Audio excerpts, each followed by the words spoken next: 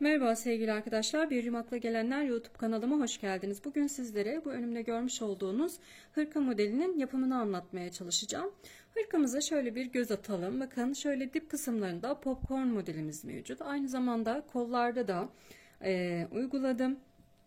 Yine aynı modelimizi ve kapşonumuzun şu kenar kısmında da yine popcorn modelimiz mevcut. Bir tane de pomponla kapşon kısmımızı hareketlendirdim. Onun dışında sadece trabzanlardan oluşuyor. Beden kısmı, dip kısımlarında farklı model mevcut. Arka kısmını da şöyle göstereyim size. Arka kısmı da yine bu şekilde. Evet.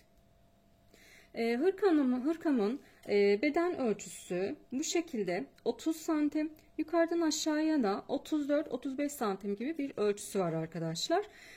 Yani 2 yaş çocukları için hazırladım. 2 yaşındaki çocuklara gayet 2-3 yaş arası gayet rahatlıkla olabilecek bir ölçü.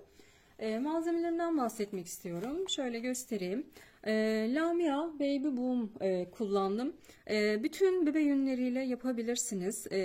Yani hani ben bunu kullandım. Bunun illa bu ipi temin etmek zorunda değilsiniz. Her iple yapabilirsiniz. Toplamda 3,5 tane ip kullandım bu ölçülere göre. Şöyle kodunda isterseniz 154 kodu var. Tığ olarak da şöyle göstereyim. 5 numara 3 milimlik bir tığ kullandım. 5 tane de düğmeye ihtiyacım var. Bu kadar. Pomponumu ben kendim yaptım. İsterseniz siz hazırda alabilirsiniz. Şimdi isterseniz hırkamızın yapımına geçelim. Geçmeden önce küçük bir hatırlatma yapmak istiyorum. Kanalıma abone olmayı ve bildirimleri açmayı unutmayın. Yorumlarınıza da destek verirseniz çok sevinirim arkadaşlar. Ne kadar çok yorum o kadar çok kişiye ulaşması ve benim daha fazla video çekmem demek. Ayrıca videomu da böyle birilerine, hani arkadaşlarınızla, gruplara, farklı yerlere gönderirseniz dediğim gibi yine daha fazla kişiye ulaşmış oluruz. Daha fazla kişiye ulaşmak demek benim daha fazla video çekmem, belki de her gün video yayınlamam demek. Bunu da hatırlatmış olayım. Şimdi isterseniz hırkamızın yapımına geçebiliriz. Evet arkadaşlar, hırkamızın yapımına başlıyoruz. Öncelikle 78 artı 3 zincir çektim. O 3 tane zincirim benim bir trabzanım olacak. O yüzden 3 tane çekiyoruz. Şöyle 1, 2, 3 tane atlıyorum. Dördüncüye trabzan yapıyorum. Ve burada 2 tane trabzanım olmuş oldu. Bakın 2 tane trabzanım oldu. Ön için 12 tane trabzan yapacağız. 2 tane yaptık. 2, 3, 4, 5, 6, 7, 8, 9,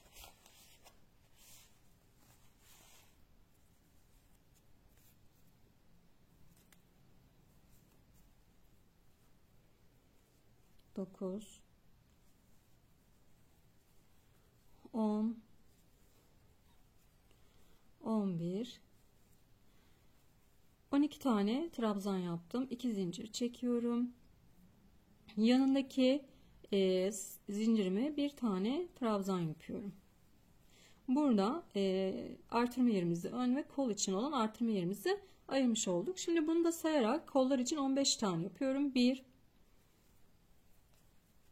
2,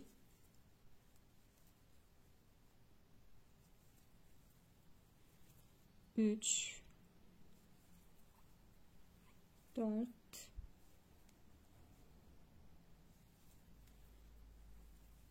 5, 6, 7, 8, 9, 10, 11, 12, 13,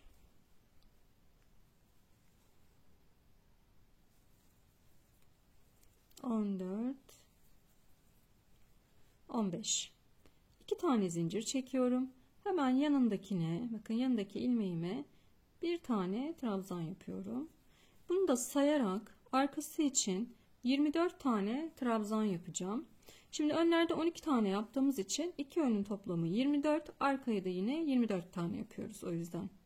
Yani önde kaç tane yapıyorsanız toplayacaksınız. Arka sayıyı verecek size. 2, 4, 5, 6, 7, 8, 24 tane trabzanımı yaptım. 2 zincir çekiyorum. Hemen yanındaki zincirime bir tane trabzan yapıyorum. Ve kollar için 15 tane trabzan yapacağız. Bunu da sayıyorum. 1, 2, 3, 4, 15 tane trabzanımı yaptım. Şimdi 2 tane zincir çekiyorum. 1, 2 zincir çekiyorum. Yanındakine bir tane trabzan yapıyorum. Şimdi ön içinde 12 tane trabzanımızı yapacağız. Bunu da sayıyorum. 1, 2, 3,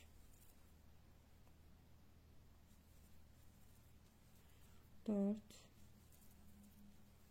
5,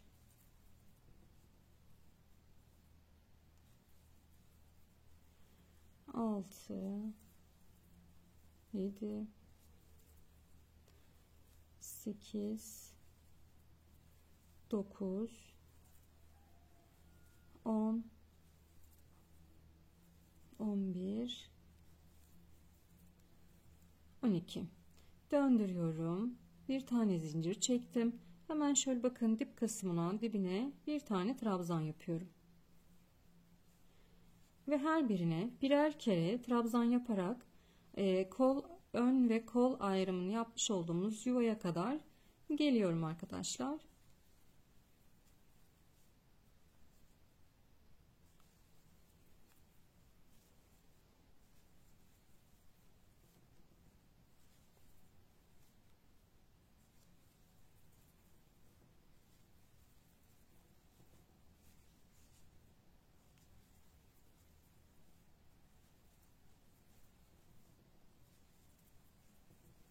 Evet. Şimdi yuvamızın içerisine 2 tane trabzan yapıyorum. Şimdi bakın ilk sırada bir trabzan, 2 zincir, bir trabzandı. Burada da 2 trabzan, 2 zincir, 2 trabzan. Bu şekilde. Şimdi yine devam ediyorum. Bu sıradaki tüm yuvalara 2 trabzan, 2 zincir ve 2 trabzan şeklinde dolduruyoruz yuvaları. Bu kısımda göstermek istiyorum.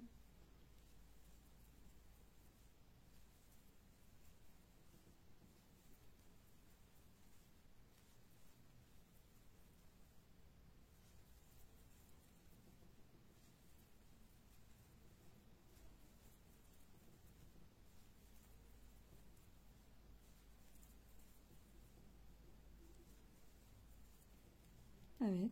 Şimdi yine yuvaya geldim. Burada 2 tane trabzan yapıyorum. 1, 2 trabzan, 2 zincir ve 2 trabzan. Evet, bu sırayı bu şekilde tamamlayacağız arkadaşlar. Buradaki yuvaya, şuradaki yuvaya 2 trabzan, 2 zincir, 2 trabzan ve buradaki yuvaya da 2 trabzan, 2 zincir, 2 trabzan şeklinde yuvalarımızı dolduruyoruz ve 3. sıraya geçeceğiz. Şimdi burada bahsetmek istediğim bedeni nasıl büyütebilirim, nasıl küçültebilirim? Şimdi biz 78 tane zincirle başladık ve ayrımlar oluşturduk. Önler için 12 ayrım yapmıştık. Biraz daha büyütmek isterseniz eğer önleri 13 yapıp arkayı 26 yaparsınız. Kolu da 16 yaparsınız. Küçültmek isterseniz işte önleri 14, 13, iki önün toplamını da arka kısma verirsiniz. Kolları da yine birer tane küçültürsünüz. Bu şekilde küçültüp büyüteceğiz arkadaşlar. Ama en sağlıklı çözüm eğer elinizde, yani hani başlangıçlar bu şekilde ama hani yaş grubuna göre nasıl yapacağım, nasıl ayarlayacağım? Eğer elinizde örnek kıyafetleriniz varsa onlara ölçerek de ilerleyebilirsiniz. Veya arama motorundan beden ölçüm tablosu diye yazdığınızda Nakon'un beden ölçüm tablosu çıkacaktır. Orada bedenlere göre ayarlamalar yapabilirsiniz. İşte 2 yaş beden ölçüsü kaç, 3 yaş beden ölçüsü kaç. 2 yaş beden ölçüsü 30-31 santim, 3 yaş beden ölçüsü 33 santim, 4 yaş beden ölçüsü 34-35 santim gibi olması gerekiyor. Oradan bakarsınız arkadaşlar. Yine boy var, roba ölçüsü var, kol altından beden sonuna kadar olan ölçü var. O şekilde bakarak ilerleyebilirsiniz. Ben de sürekli o tabloyu kullanıyorum. Veya eğer elimde örnek bir kıyafet varsa onu da ölçerek ilerliyorum arkadaşlar. Ben bu şekilde yapıyorum. Şimdi isterseniz sıra sonuna kadar gelelim. Bir üst sırayla devam edeceğiz. Şimdi sıra sonundaki şu zincirimizi, hani zincir gibi olan kısmı unutmuyoruz. Oraya da yine bir tane trabzanımızı yapıyoruz. Şimdi döndürdüm. 3. sıraya geçtim. Bir zincir çekiyorum. Hemen şöyle bakın dip kısmına, şöyle göstereyim. Şu dip kısmına bir tane trabzan yapıyorum. Yuvaya kadar ilerleyeceğim. 3. sıradayım.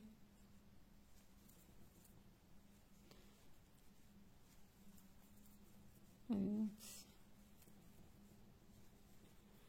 Oldukça kolay ve güzel bir model oldu arkadaşlar. Gerçekten çok keyifle çalıştım. Bütün örgülerimi ben keyifle çalışıyorum. İnşallah sizler de kolaylıkla yapabilirsiniz anlatamamdan. Evet, şimdi yuvamıza geldik.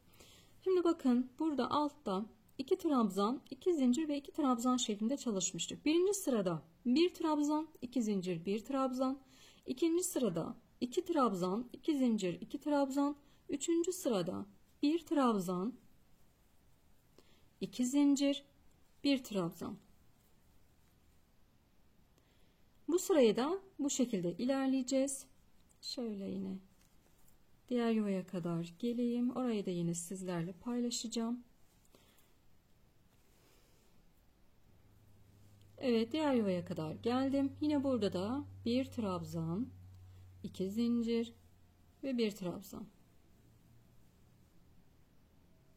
Bu sırayı bütün yuvalarımızın içlerini 1 trabzan, 2 zincir, 1 trabzan, 1 trabzan, 2 zincir, 1 trabzan. Dördüncü sırada bir üst sırada da 2 trabzan, 2 zincir, 2 trabzan şeklinde devam edeceğiz. Yani bir sıra 1 trabzan, 2 zincir, bir sıra trabzan, bir sırada 2 trabzan, 2 zincir ve 2 trabzan şeklinde robamızı tamamlayacağız arkadaşlar bu şekilde. Şimdi isterseniz roba sıramızı yapalım. Ben birazdan kaç sıra yaptım, kaç santim yaptım onu sizlerle paylaşacağım. Robamızı tamamlayıp gelelim. Arkadaşlar ben robamı tamamladım. Şöyle robamızın ölçülerini bir verelim size. Kaç sıra yaptım? Öncelikle onu söyleyeyim. 2, 4, 6, 8, 10 ve 12 sıra yaptım. Bedenimin ölçüsünde şuradan 2 tane artırma yerimiz var. Bu 2 artırma yerinde bedenimiz. Ölçüsü 26,5 santim arkadaşlar. Benim için yeterli ölçüde. Şimdi kol birleşimiyle devam edeceğiz.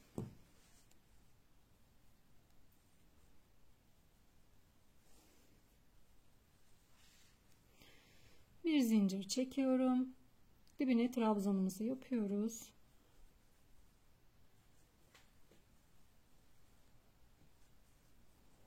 Modelimiz gördüğünüz gibi sadece trabzanlardan oluşuyor arkadaşlar. Başka herhangi bir şey yok. Etek uçlarında ve kol uçlarında modelimizi uyguluyoruz. Gerisi hep trabzan ve basit bir model. Herkesin rahatlıkla yapabileceği basit ve şık bir model oldu. Kız ve erkek çocukları için uygundur. Her ikisi için de yapabilirsiniz. Evet, şimdi artırma yerine kadar gelelim. Artırma yerine kadar geldim. Bakın şimdi artırma yerine 2 tane trabzan yapıyorum. 1 2 trabzan, 2 zincir çektim. İpimi doluyorum. Ve diğer artırma yani kol için olan kısımda diğer artırma yerimize 2 tane trabzanımızı yapıyoruz. Böylelikle birleştirmiş olduk. Şimdi tekrar trabzanlarla ilerliyorum.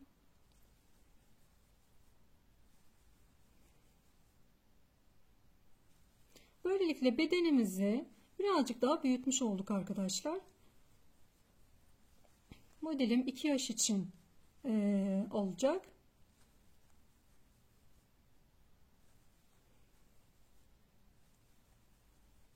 Şimdi diğer artırma yerine kadar trabzanlarla örerek gelelim.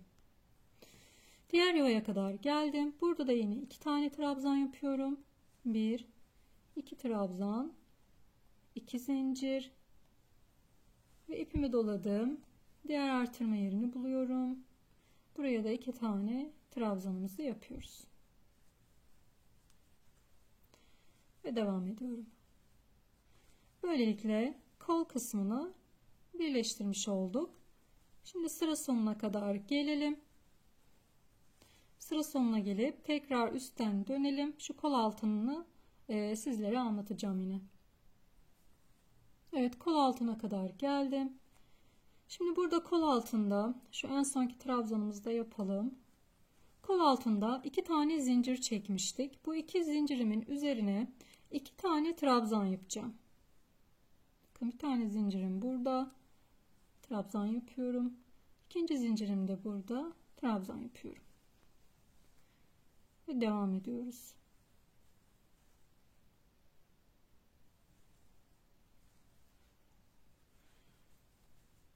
Diğer kolu da yine aynı şekilde çalışacağız. Ve oraya kadar gelelim arkadaşlar.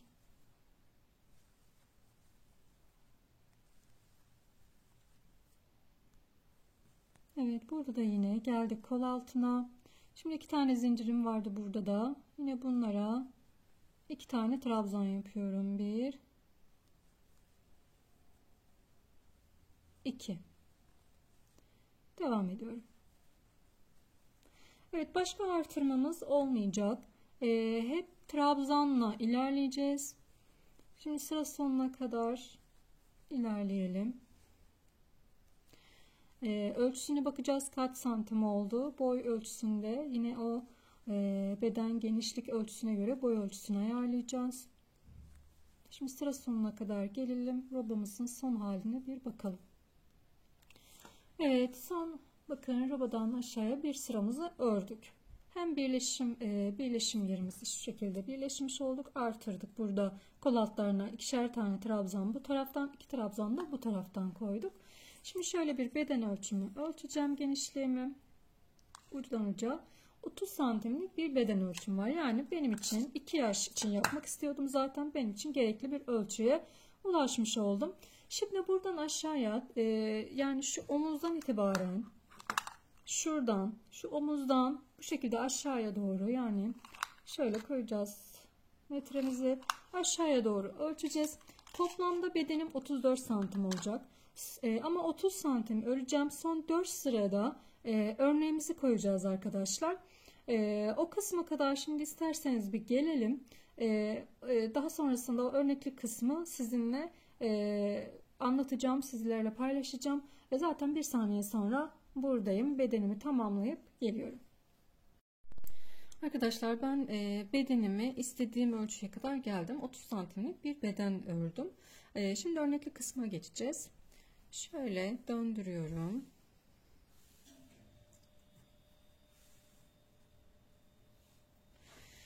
Düz kısmını bitirdim. Ters kısımla devam edeceğiz. Şöyle.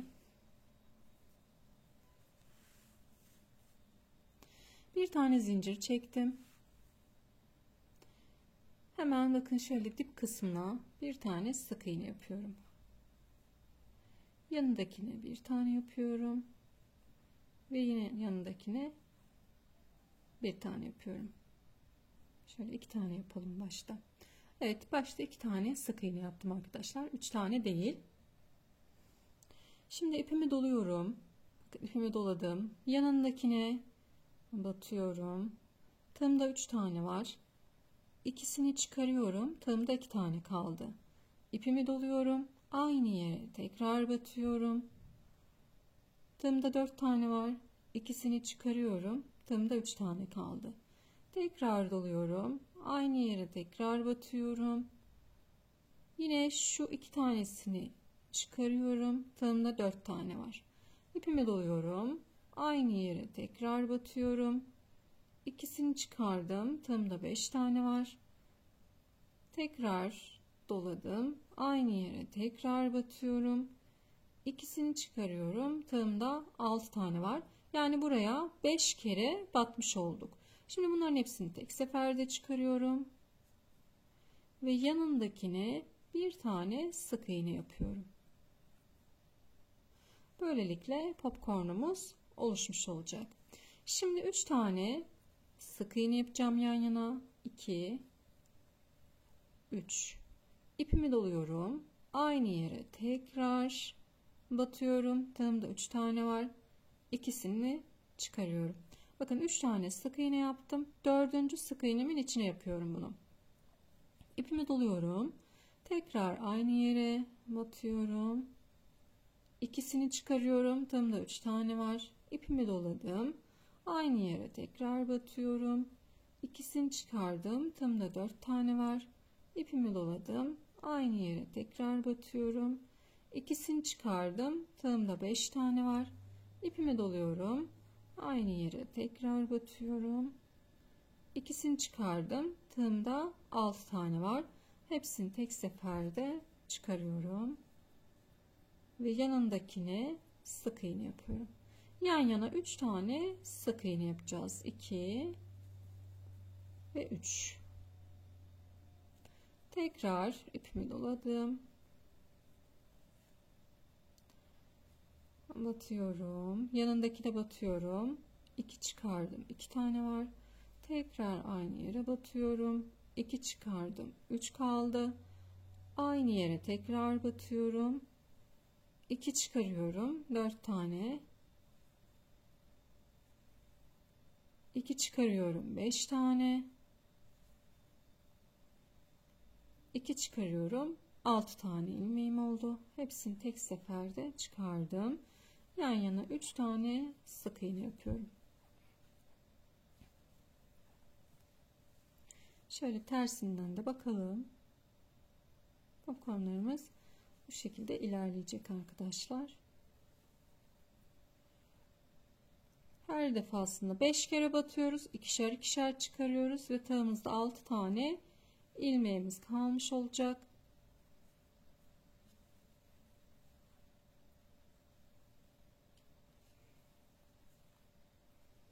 İki, 4, 6. Hepsini tek seferde çıkarıyorum.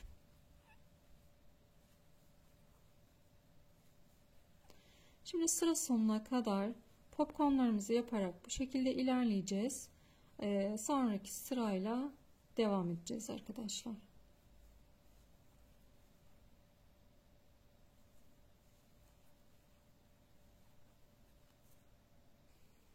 Evet, sıra sonuna kadar geldim. Şöyle döndürüyorum. En sonunda bir tane sık iğnem kaldı benim.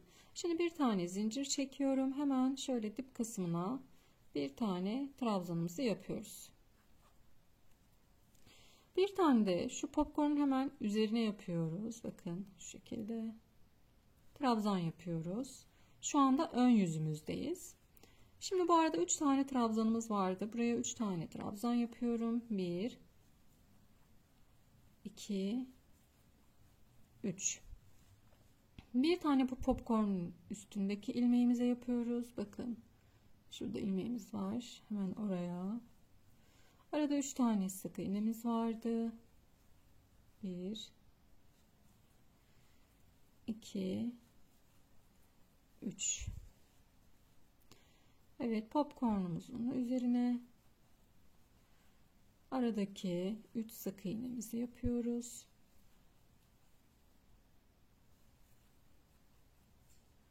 Popcornun üzerine ve aradaki 3 sık iğne. Bu şekilde trabzan yaparak bu sırayı sıra sonuna kadar ilerleyeceğim. Sonraki sırada yine popcorn yapacağız arkadaşlar. Yine onu da sizlerle paylaşacağım. O popcornların hangi aralara gelmesi gerektiğini sizlere göstereceğim. Sıra sonuna kadar geldik. Şimdi döndürüyorum. Şimdi burada başlarken 2 tane sık iğne yapmıştık. Üçüncüye popcornumuzu yapmıştık. Şimdi bakın bir tane zincir çekiyorum. Dibine bir tane sık iğne yapıyorum. Yanındakine yine aynı şekilde yapıyorum. 2 tane sık iğnemizi yaptık. Şimdi tam yapacağımız popcorn şu ikisinin ortasına gelecek.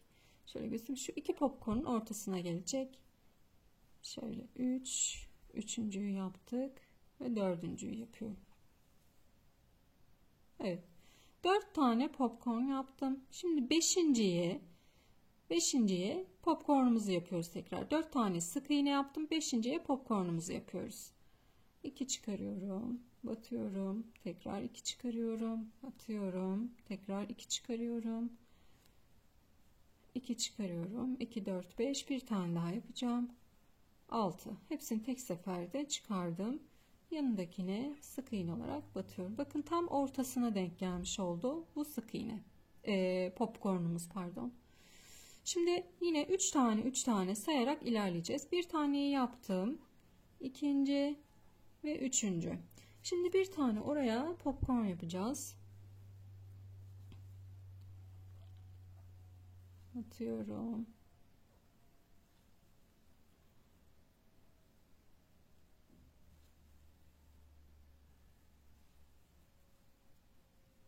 İki, 4, 6 tane oldu. Hepsini tek seferde çıkardım.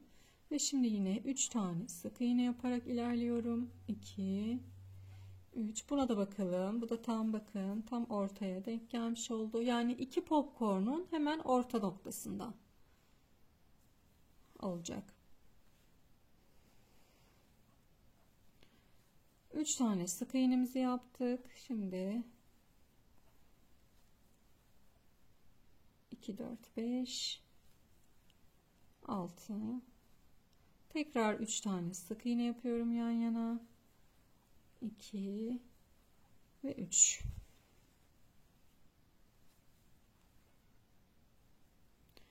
Evet, bu şekilde ilerleyeceğiz arkadaşlar. Toplamda 3 sıra popcorn yapacağız.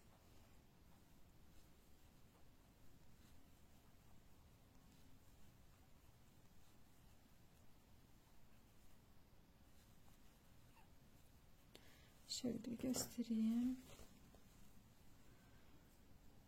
Evet, bu şekilde olacak. Şimdi bu sıraya da gidelim. Üst sırada ilk sırada 2 tane sık iğne yapmıştık arkadaşlar. Üst sırada da yine 2 tane sık iğne yapacağız.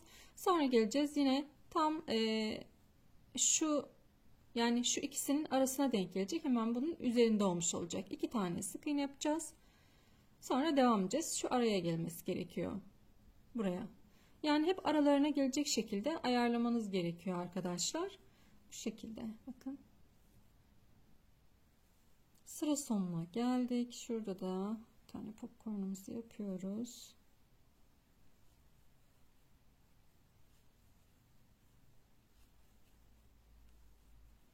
Altta popcorndan sonra bir tane kalmıştı. Burada da 3 tane kalıyor arkadaşlar. 2, 3. Şimdi bir tane zincir çekiyorum. Trabzanımızı yapıyoruz. 3 taneyi de 2, 3, bir tane de popcornun üzerinden alıyoruz. Arada 3 tane sık iğne var. Buralarda ilmek eksiltmemeye çalışın. Yoksa bu popcornların sırası üst üste gelmesi yanlış olur. O yüzden sayarak ilerleyelim. Şimdi bu sırayı da yine böyle trabzan gideceğiz. Bir üst sırayı da popcorn yapacağız arkadaşlar. Ben 3 sıra yapacağım popcornu. Siz istediğiniz kadar yapabilirsiniz. 4 sıra, 5 sıra nasıl arzu ederseniz. Şimdi sıra sonuna kadar bu şekilde trabzanla ilerleyelim. Üçüncü popcorn sırasına geldik. Döndürüyorum. Bir zincir çektim. Başta 2 tane yapmıştım. Siz kaç tane aralık boşluk bıraktıysanız ona göre yapmanız gerekiyor. Ben 2 tane yapmıştım. O yüzden 2 tane sık iğne yapıyorum burada. İlk sırada şu ilk popcorn sırasından bahsediyorum. Şimdi popcornumu yapacağım.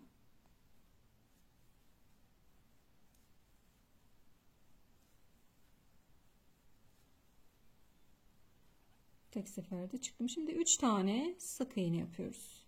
Yani birinci sıradakinin aynısını kenarlardan bırakıyorum ve devam ediyorum.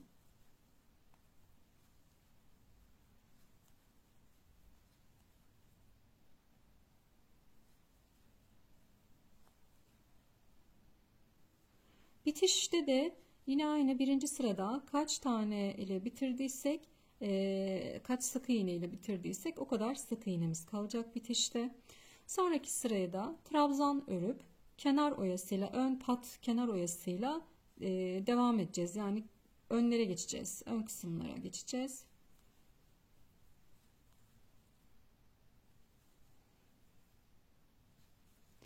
Şimdi isterseniz bakın şöyle göstereyim. İsterseniz bu sıraya gidelim. Trabzan sırasında gidip ön kısımlarla devam edelim. Evet, 3 sıramızı tamamladık. Şimdi ön pat kısmına geçiyoruz. Yani şu ön kısma. Ben burada ilik açacağım arkadaşlar.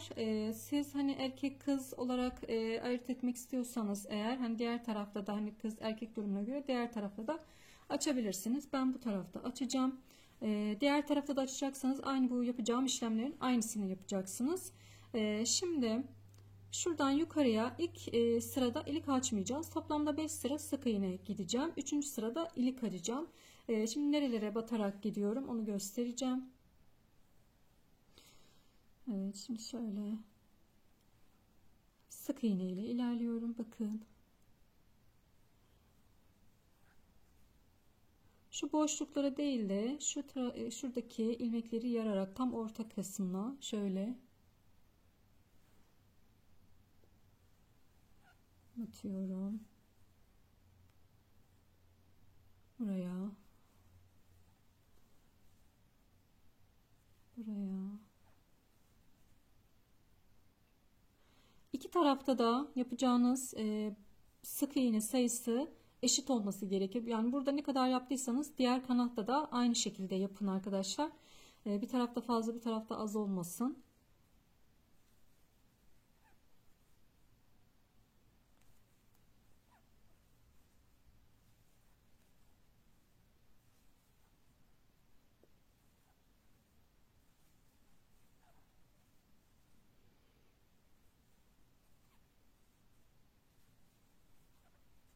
Bakın.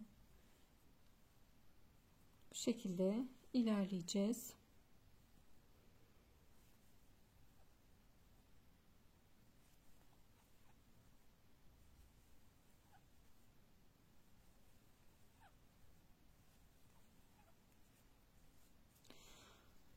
Sıra başına kadar bu şekilde ilerleyelim. Evet, sıra başına kadar geldim. Yaka kısmına kadar yani. Döndürüyorum. Şimdi aşağıya doğru ineceğiz. Bir tane zincir çektim. Hemen dibine sık iğne yapıyorum.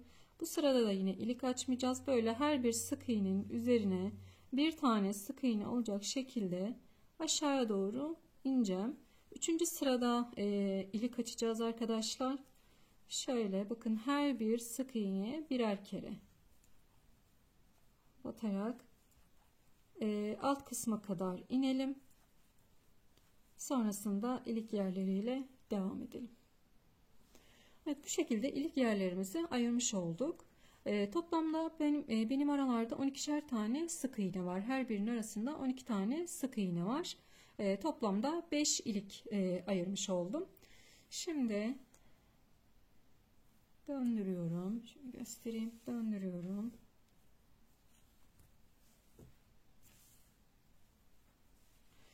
Yukarı doğru sık iğne ile devam edeceğim. Bir tane zincir çektim. Hemen şöyle dibine sık iğne yapıyorum.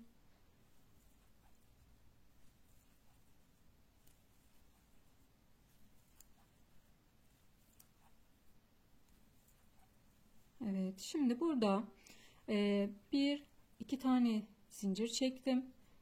İki tane atlıyorum. Üçüncüye sık iğne ile bağlıyorum. Devam ediyorum. Buradaki bu ilik yerlerini kullanacağınız düğmeye göre ayarlayabilirsiniz. Düğmeyi ölçün. Eğer düğmeniz olmuyorsa, büyük bir düğme kullanacaksanız ve düğmeniz olmuyorsa bu sefer burada 3 tane zincir çekebilirsiniz.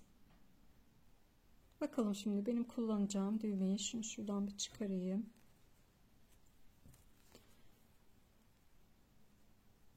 Evet, benim düğmem rahatlıkla geçiyor. 2 tane zincir benim için yeterli. Siz dediğim gibi eğer büyük düğme kullanacaksanız 3 tane çekip 3 tane 2 tane atlayabilirsiniz. 3 tane atlayabilirsiniz. Düğmenizin geçiş şekline göre değişir arkadaşlar. Şimdi 2 devam ediyorum. Şuradaki ilmeğime kadar her bir sık iğneye birer tane sık iğne yapıyorum. Şimdi yine 2 tane zincir çekiyorum. Şu işaretlediğimi ve yanındakini atlıyorum. Yani 2 tane ilmek atlıyorum. Üçüncüye sık iğne olarak bağlıyorum. Şimdi devam ediyorum yine.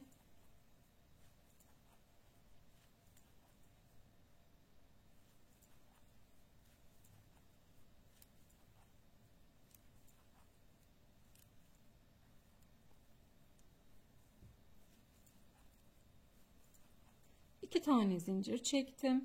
Bu işaretlemiş olduğumu ve yanındakini atlıyorum. Yani 2 tane atlıyorum. Üçüncüye sık iğne ile bağlıyorum. Şimdi yine devam ediyoruz.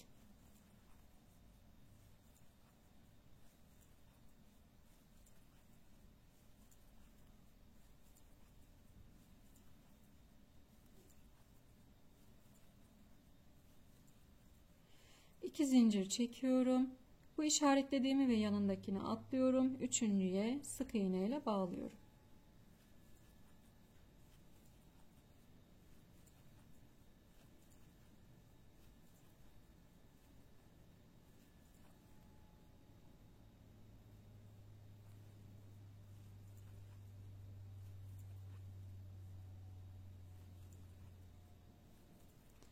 İki zincir.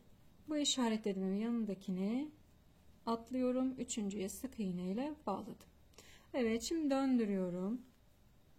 Bir zincir çektim. Hemen dibine sık iğne yapıyorum.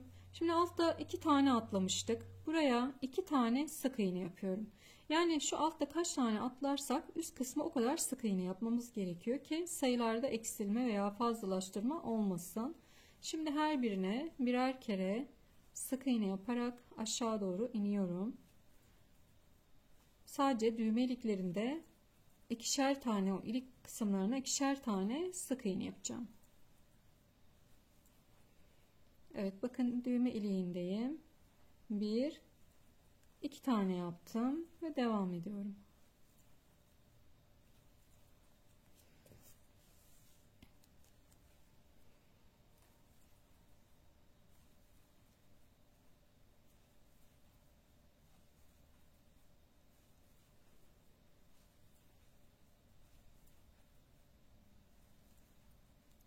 Evet, 2 tane iliğe. Şunları da çıkarabilirim artık. Şöyle.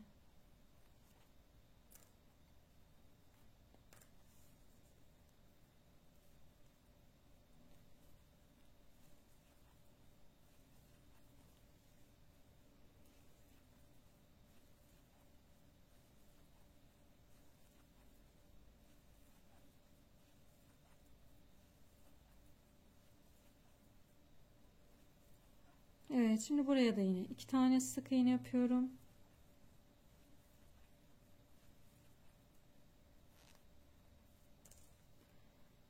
Devam ediyoruz.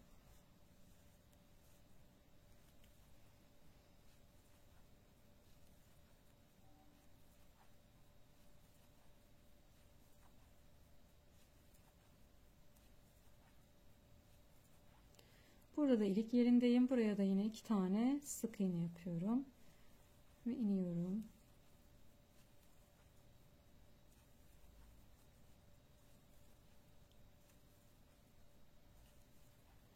Bir zincir çektim, döndüm ve bu sırayı sık iğne ile başa kadar çıkacağım ve ipimi keseceğim. Bu tarafın ön patı hazırlanmış olacak.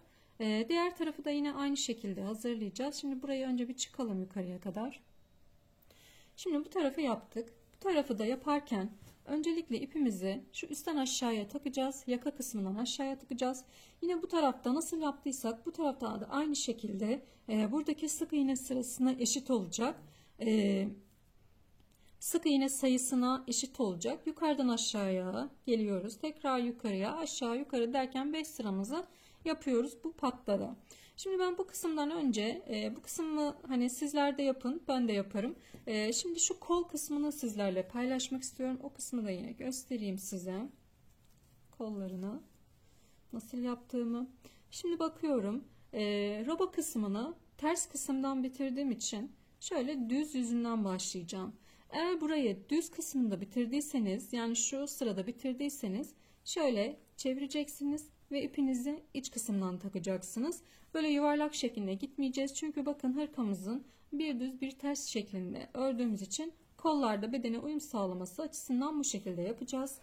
Şimdi şöyle ön tarafından ipimi takıyorum. Şu tam orta noktasından ipimizi takıyoruz.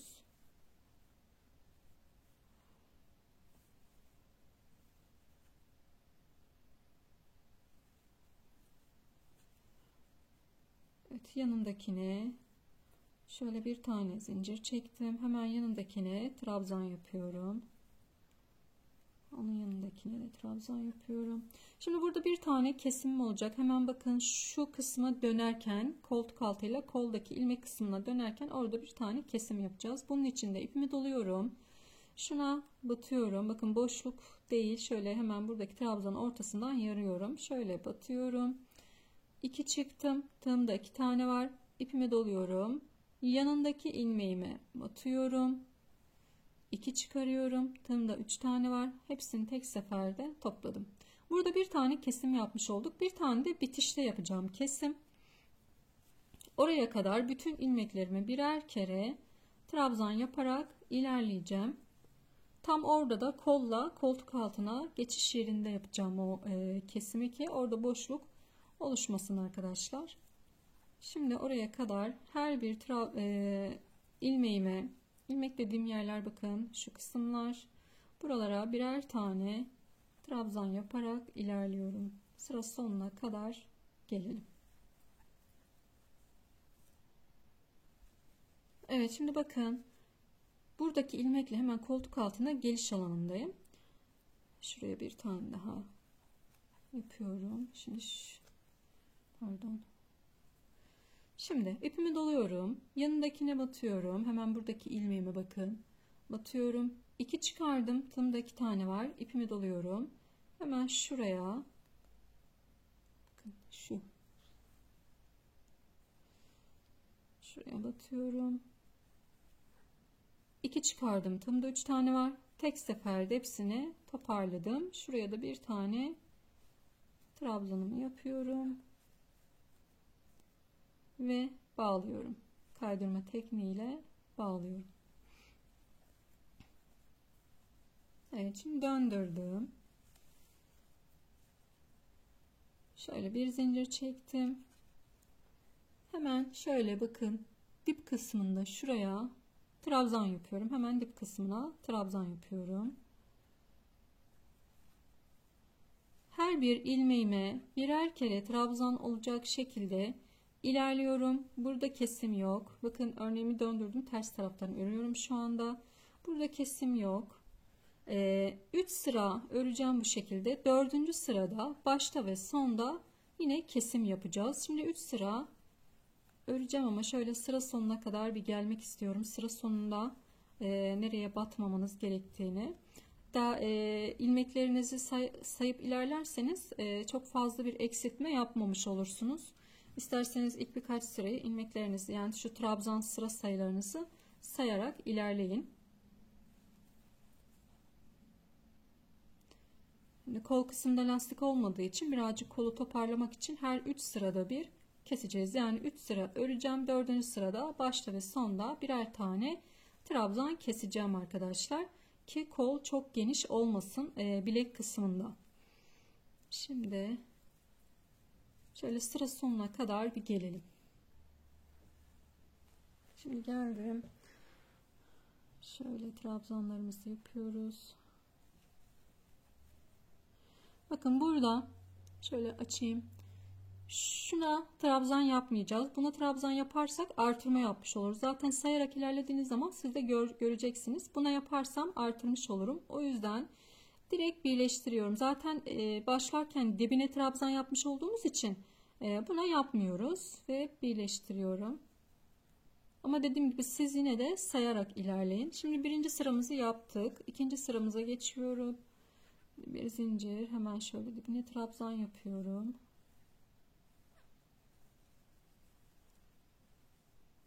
Eksiltme yok. Toplamda 3 sıra örelim. Bu ikinci sıramız. Bir sıra daha öreceğim. Dördüncü sırada eksiltmeye gideceğiz. 3 sıra ördüm. Bakın eksiltmeyi burada yapmıştık. Şurada eksiltmemiz var. 1, 2, 3 sıra ördük. Şimdi yine bir zincir çekiyorum. Hemen şöyle bakın dip kısmına bir tane trabzan yapıyorum şuraya. Yanına bir tane daha trabzan yapıyorum. Şimdi burada eksiltme yapacağız. 2 tane trabzan yapmış olduk. Eksiltiyorum. Hemen yanına bir tane batıyorum. 2 çıktım. Tığımda 2 tane var. İpimi doluyorum. Yanındakine batıyorum. 2 çıktım. Tığımda 3 tane var. Tek seferde topladım. Şimdi burada bir tane eksiltme yaptık. Devam ediyorum. Sıra sonuna kadar ilerleyeceğim. Trabzan yaparak sıra sonunda 4 tane kalınca yine bir tane eksiltmemiz olacak. Şimdi sıra sonuna 4 tane kalana kadar gelelim. 4 tane kalana kadar ilerledim. Şimdi yanındakine batıyorum. Bakın ipimi doladım. Yanındakine batıyorum. 2 çıkardım. Tığımda 2 tane var. İpimi doluyorum. Yanındakine batıyorum. 2 çıkardım. Tığımda 3 tane var. Tek seferde topladım. Burada yine bir tane eksiltme yapmış olduk. Şimdi 2 tane trabzanımızı yapıp birleşimimizi yapıyoruz.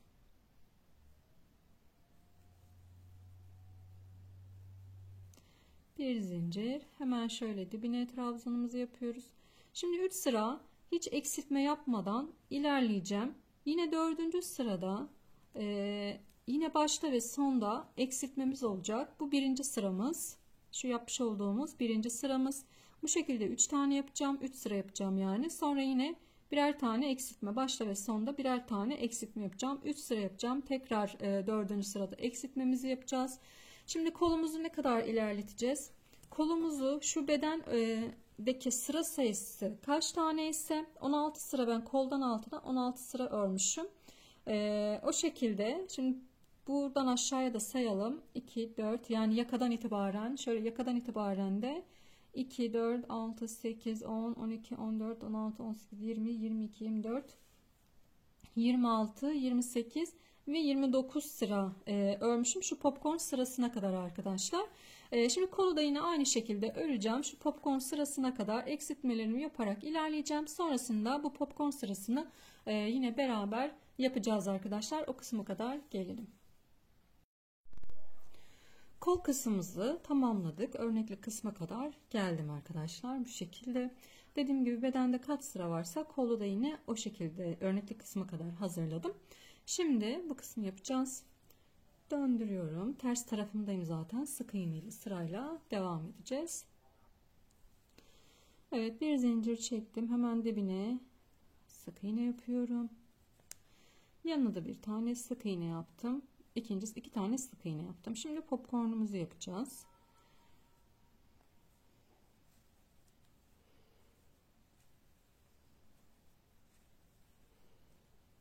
Beş kere batıyorum. 6 tane trabzanım var. Hepsini tek seferde çıkardım. Şimdi 3 tane sık iğne yapıyorum. 2 3 Yine popcornumuzu yapıyoruz. 5 bir tane daha yapacağım. Ve hepsini tek seferde çıkarıyorum. 3 tane sık iğne yapıyorum yan yana.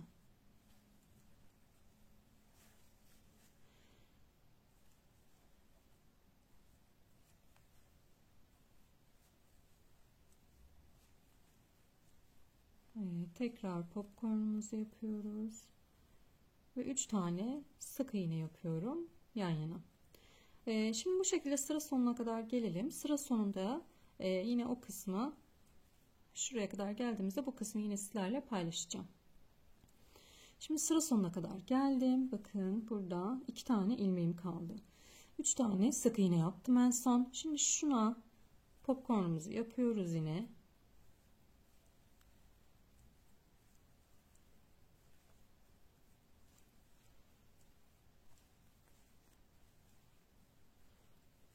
Burada bir tane ilmeğim var. Buna bir tane yapıyorum. Buraya da 2 tane yapmıştık. Aralarında 3 tane kaldı. Döndürüyorum. Şimdi bir zincir çektim. Şurada başlarken 2 tane yapmıştık. Buraya 2 tane trabzan yapıyoruz. 1, 2. Bunları hani bu sayılar önemli çünkü bir üst sırada popcornu koyarken eksik kalır, düzensiz olur. O yüzden sayılara dikkat edelim. Yine aralarda 3 tane sık iğnemiz var. Oralara 3 tane trabzan yapıyorum. Bir tane de popcornun üzerine trabzanımızı yapıyorum ve devam ediyorum. Evet, şimdi bu şekilde de yine sıra sonuna kadar gelelim. Sıra sonundayım. Şimdi popcorn üzerine bir tane trabzan yapıyorum. Bir tane de şurada bitirirken vardı. Onda yine bir tane trabzanımızı yapıyoruz ve birleştiriyoruz.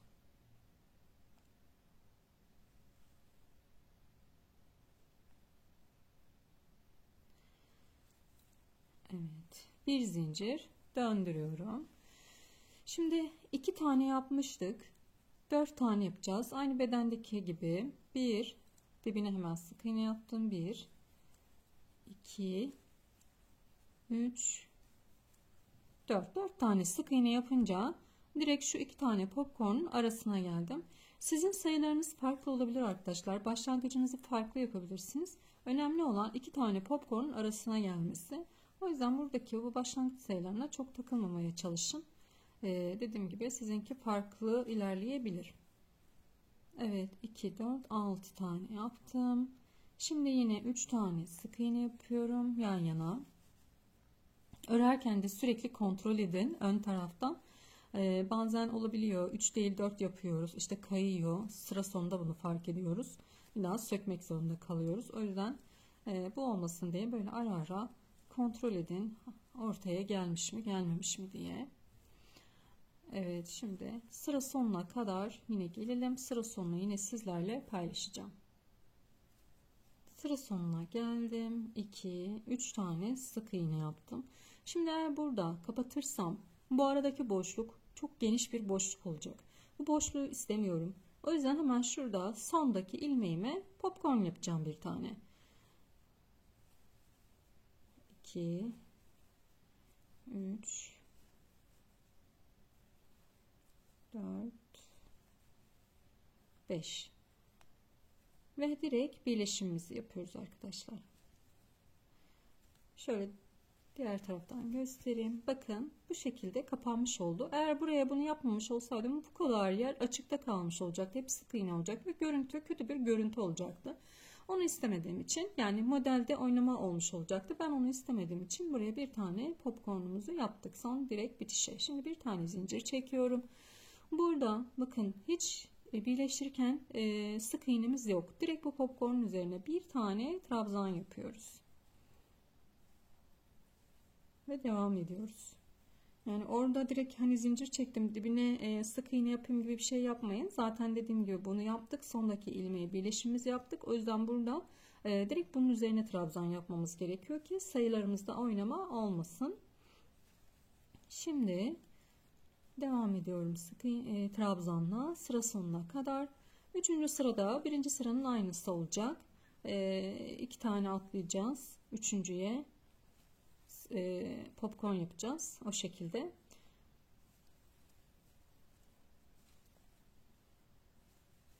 İsterseniz şimdi 3. sırayı da tamamlayalım. Son sırada kolun son sırasında hani 3. ve son popcorn sırasını paylaşacağız.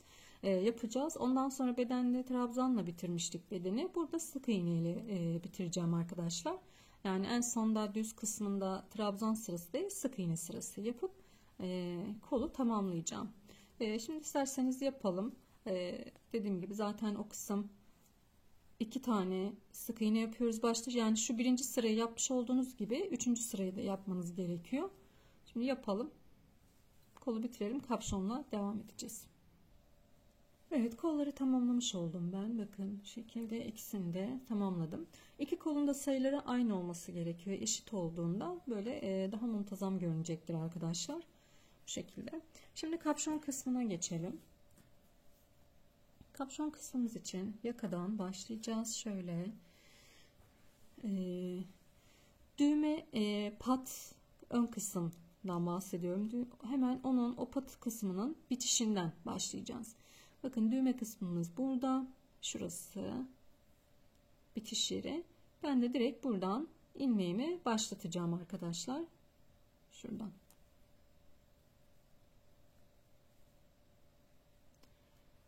Bir tane zincir çekiyorum. Hemen şöyle dibine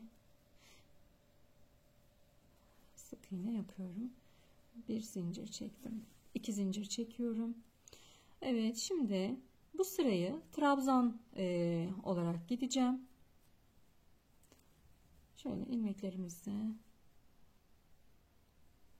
bakayım, bir dakika, aralarına battım ama hoş bir görüntü olmadı. Şöyle ilmeklerimizin üst kısımlarında kalan yerler var arkadaşlar. Bakın bu kısımlar. Buralara batarak ilerleyeceğiz. Trabzanlar yapacağız.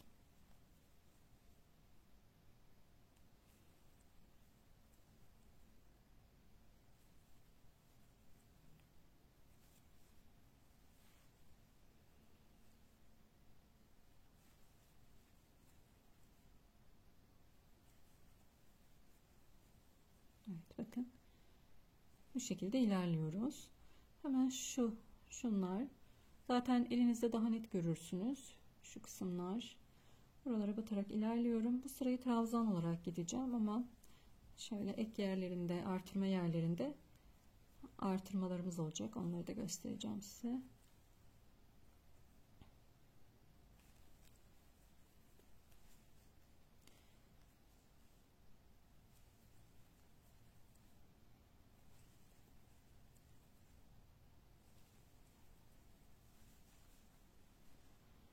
Evet, şimdi bakın artırma yerine geldim. Şurada artırma yerimizdeki ilmeğimize 2 tane yapıyorum. Bir, aynı yere 2 tane. Burada bir tane artırma yapmış oldum. Diğer artırma yerinde de yine aynı şekilde 2 tane. Yani burada birazcık kapşonu azıcık daha genişletmek istedim.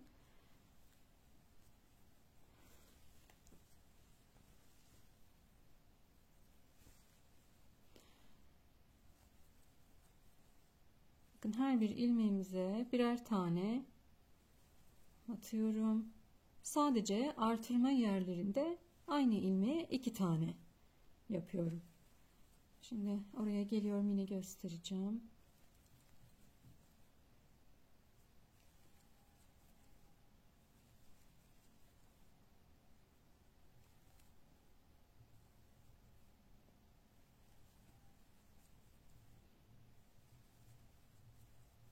Evet, bakın hemen üzerindeyim şu anda. Şurada. Buraya 2 tane yapıyorum. Bir ve aynı yere 2 tane yapıyorum. Diğer 2 artırma yerinde de yine aynı işlemi yapacağız arkadaşlar. Şimdi diğer kenara kadar gelelim. Sıra sonuna geldim. Şimdi burada da yine alttan bakın kenar patının başlamış olduğu yere kadar geldim. Burada sonlandırıyorum. Geriye döneceğim. Bakın şuradan başlamışım. 1, 2, 3, 4, 5. 5 sıraya ayırıyorum. Şurada bitiriyorum. Son sıram. Evet, şimdi döndürüyoruz.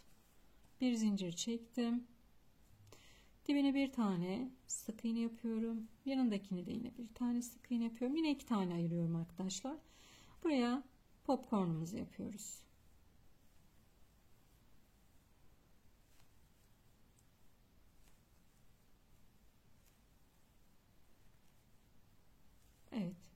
Şimdi 3 tane sık iğne yapıyorum. 1, 2 ve 3. Bir tane daha popcorn yapıyorum.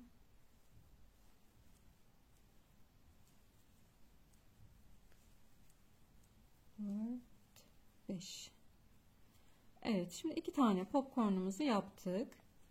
Daha popcorn yapmayacağım. Devam ediyorum. Sık iğne ile sırayı tamamlayacağım. Sadece bu kenar kısımlarında olacak popcornlarımız. Şöyle göstereyim bakın. Direkt bu kısımda olacak popcornlarımız. Şimdi sık iğne ile devam ediyorum.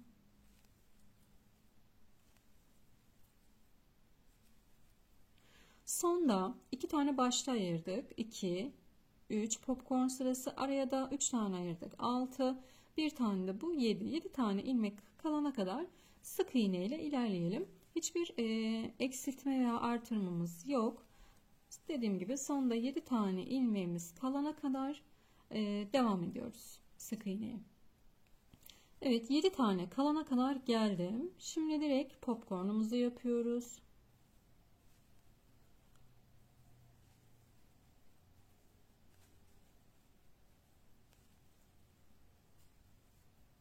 Üç tane sık iğne yapıyorum. 1, 2, 3. Buraya da yine popcornumuzu yapıyorum.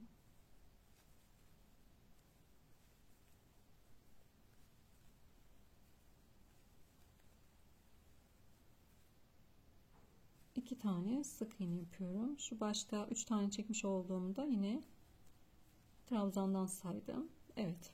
Şimdi döndürüyorum. Bu sırayı da trabzan olarak ilerleyeceğiz. Bir zincir, hemen dibine trabzanımızı yapıyorum. Burada 2 tane kalmıştı. 2 trabzan. Popcorn üzerine 3. Arada 3 tane. Popcorn üzerine de bir tane. Evet, şimdi bu şekilde sıra sonuna kadar devam edeceğiz arkadaşlar.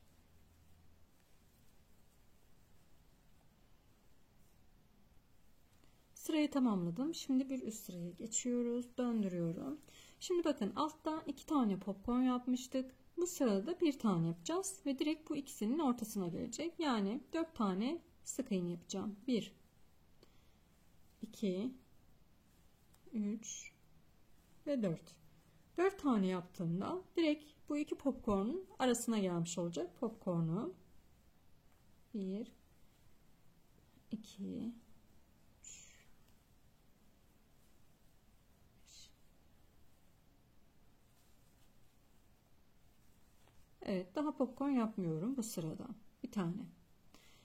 Diğer tarafta da yine şurada da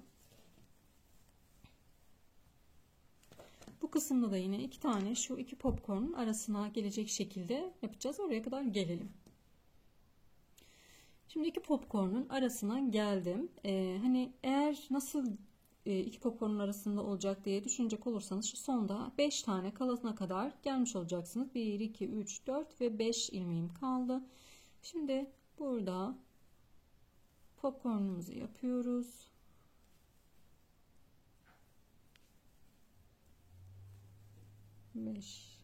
Evet, 4 tane de kenarda vardı. Diğer tarafta da yine 4 tane vardı. Burada da 4 tane olacak. İki tarafta eşit olacak arkadaşlar. 3, 4. Döndürüyorum. Bakın bu şekilde. Şimdi bir zincir. Trabzanımızı yapıyoruz hemen dip kısmına. 2, 3, 4. Devam ediyorum. Popcorn'un üstünde. Şimdi bundan sonra nasıl yapacağız?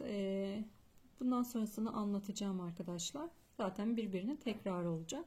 Şimdi bir üst sırada şu ilk başta yapmış olduğumuz 2 tane popcorn sırasının aynısını bir üst sırada yapacağız. Yani ne yapmıştık? 2 tane bırakmıştık. Bir popcorn, 3 tane sık iğne, bir popcorn. Diğer tarafta da yine aynısını yapmıştık. Bir üst sırada bir tane 2 tane, 1 tane şeklinde devam edeceğiz arkadaşlar. Ve bu şekilde kapşonumuzu tamamlayacağız. Kaç santim ve kaç sıra yaptığımı ben kapşon bittiğinde sizlerle paylaşacağım arkadaşlar. Sizler de yapın, ben de yapayım, tamamlayayım. Sonrasında zaten görüşeceğiz. Arkadaşlar benim kapşonum tamamlandı. 25 santimlik bir kapşon yaptım. Şöyle trabzan sıralarını sayacağım ben. Şuradan itibaren sadece trabzan sıralarını sayıyorum. 1, 2, 3, 4, 5, 6, 7, 8, 9, 10, 11, 12, 13, 14, 15. Bir de aralarda sık iğne, yani şu popcorn sıralarımız var. 25 santimlik bir kapşonum oldu. Şimdi bu kapşonumuzu şu uç kısmını birleştireceğiz. Öncelikle şöyle. Şimdi şu anda ön yüzündeyiz. Kapşonumuzun ön yüzündeyiz. Şu iki kanadı da alıyorum. Bakın. Şu iki ucu alıyorum. Şöyle ters çeviriyorum. Tersinden birleşimimizi yapacağız. Şimdi şöyle tığımı da takıyorum buraya.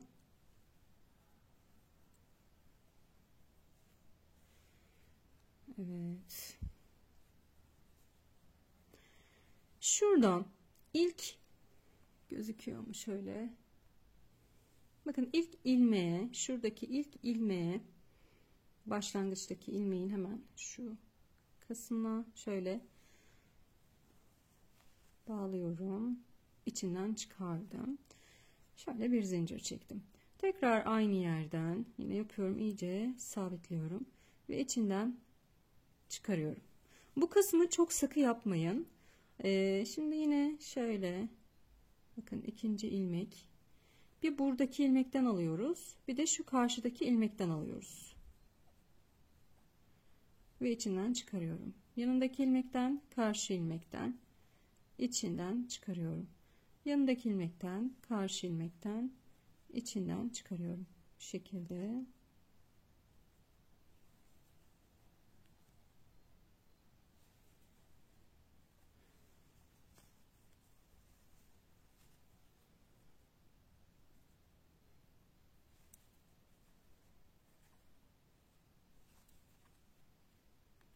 Sıra sonuna kadar bu şekilde birleştireceğiz. Ama çok sıkı yapmayın ki toplamasın o kısım.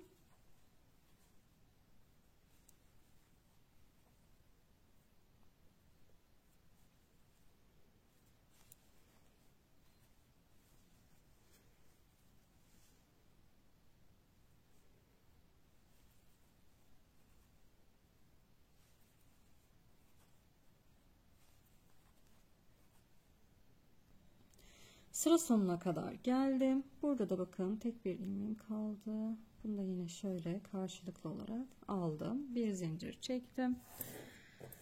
İpimi şöyle uzunca kesiyorum. Daha sonrasında bunu şöyle iç kısmından yürüteceğiz.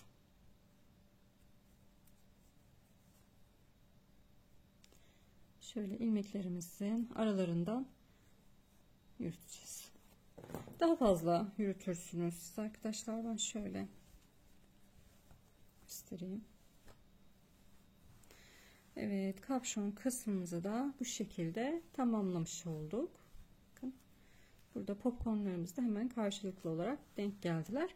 Ben şöyle uç kısmına bir tane de pompon dikmek istiyorum. Böyle yaptım pompon aparatıyla veya herhangi pompon aparatınız yoksa böyle elinizde de yapabilirsiniz. Şöyle bir tane de pompon yaptım. Bunu da şöyle dikeceğiz. Şimdi şuradan bir tane alacağım. Şöyle.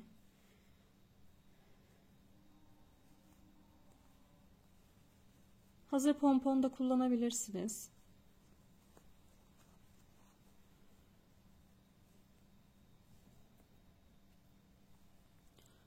Bir tane de şöyle bu taraftan birini, yani karşılıklı olarak iplerimizi iç kısma aldım.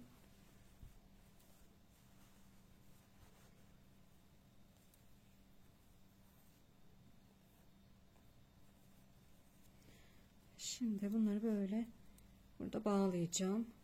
İyice sıkıştırıyorum.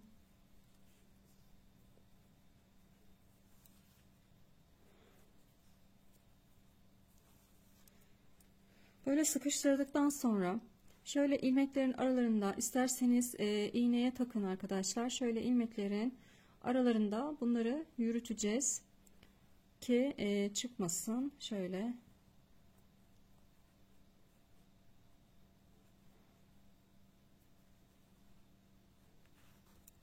böyle bunu da yine yürütürüz. Şu en son şöyle göstermiş olayım ben. Videoyu uzatmayayım. Evet, pomponumuzu da bu şekilde şöyle sallayalım. Evet, pomponumuzu da hazırlamış olduk. Böylelikle de kapşonumuzu tamamlamış olduk. Kapşonumuzun kısmını ve kapşonumuzla birlikte de hırkamız da bitmiş oldu. Evet arkadaşlar, böylelikle bir videomuzun daha sonuna gelmiş olduk. Buraya kadar izlediğiniz için teşekkür ediyorum. Yapan herkesin emeklerine sağlık. Kanalıma abone olmayı ve bildirimleri açmayı unutmayın. Yorumlarınızla da destek verirseniz çok sevinirim. Videomu başkalarına göndermeyi de ihmal etmeyin. Böyle ne kadar fazla kişiye gönderirseniz o kadar çok kişiye erişmiş olur. Ve benim de videolarımın devamı daha sıklıkla gelir. Hepinize sağlıklı günler dilerim.